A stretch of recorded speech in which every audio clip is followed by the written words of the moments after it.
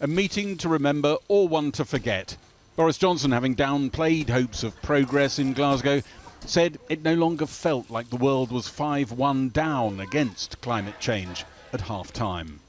I think what you could say today, after 2 days of talks with around 120 world leaders, is that we've pulled back a goal, or perhaps even two. And I think we're going to be able to take this thing to extra time, because there's no doubt that some progress has been made. We're ending the Great Chainsaw Massacre, with more than 85% of the world's forests to be protected by the end of this decade, an unprecedented agreement by 122 countries now. I seem to be missing the president of Gabon. He's coming. Okay. But the forestation deal, formally announced at this session, has been years in the making and can't have come as a huge surprise to Boris Johnson. There's an element of expectations management around here. I'm confident we can do this. All we need to do is summon the will to do what we know is right and we know is necessary and know is within our capacity.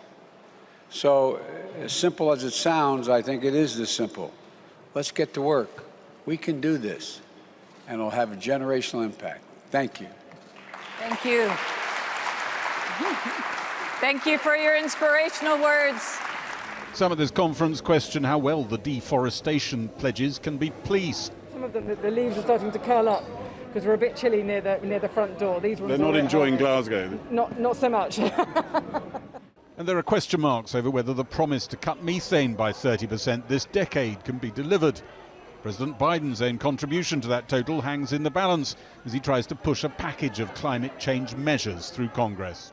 Being small does not prevent us to be ambitious. Tiny San Marino was the only country to send two leaders jointly to the lectern as another day passed of leaders' speeches before they burn carbon flying home. Can you go home to Mauritius with a message of hope? Well, in terms of the interventions that I have heard from world leaders, of course there is hope.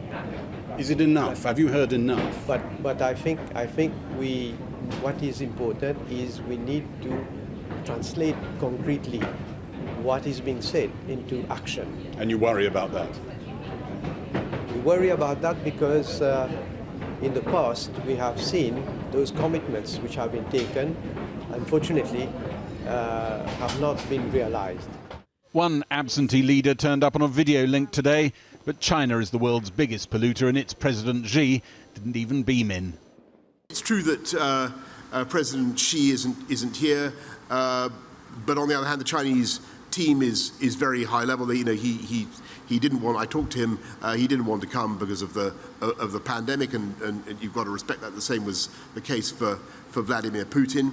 But that doesn't mean the Chinese are not engaging. Maybe China has taken a few reputational hits over the last year or two, so I think it does care about its reputation. Of course, it cares maybe even more about domestic considerations, as most countries do, but it does care about how it's perceived internationally, particularly in the developing world. And we don't get to 1.5 without China. China matters more than anybody. Thank you. Excellencies, friends, it is of course a pleasure to be. The last speaker, a cardinal with a message from the Pope. Delegates remain in this tented village and it stays international territory until next weekend. The clock on the doomsday device that I talked about is still ticking, but we've got a bomb disposal team on site and they're starting to snip the wires, I hope some of the right wires. And my message to them, to the negotiators, is very simple. The leaders of the world may have left or are leaving COP now, but I can tell you that the eyes of the world, the eyes of the populations of the world are on you, and the eyes of the British government and all the other governments that care about this are on our negotiators, and we have your numbers. Prince William joined Boris Johnson, India's Prime Minister, and Bill Gates, reviewing the new clean technology innovations. They hope advances like these will accelerate progress in controlling climate change, along with investment shifts and more policy action by governments. And they'll need them, because progress agreed on paper here so far won't do the job.